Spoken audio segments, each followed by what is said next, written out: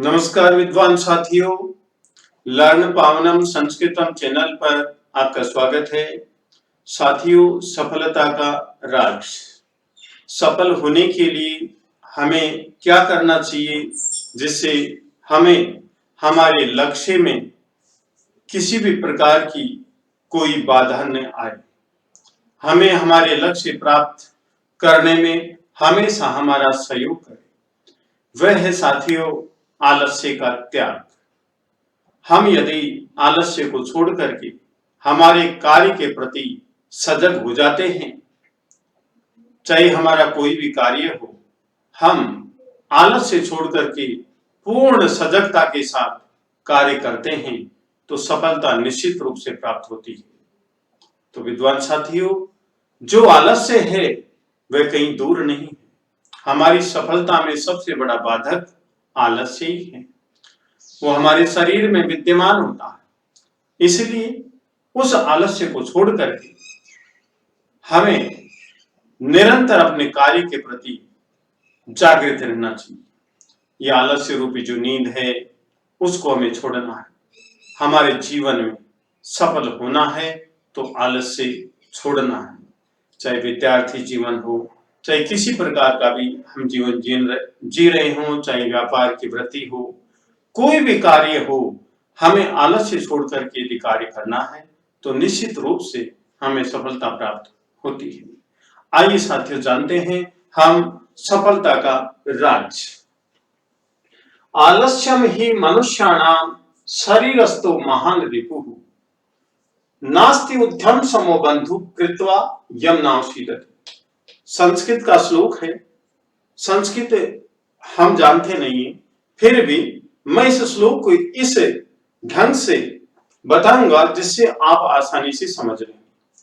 ऊपर लिखा हो साथियों, सुभाषितम, सुंदर वचन। हमारे लिए बहुत ही सुंदर वचन है, अच्छे वचन हैं जिनसे हमारा जीवन उत्तरोत्तर उन्नति की ओर अग्रसर हो। तो देखिए, मनुष्याणाम, मनुष्यों की शरीरस्थ, शरीर में स्थित महान शत्रु ही निश्चित रूप से आलस्यम, आलस्य होता है। मनुष्यों के शरीर में स्थित महान शत्रु आलस्य होता है।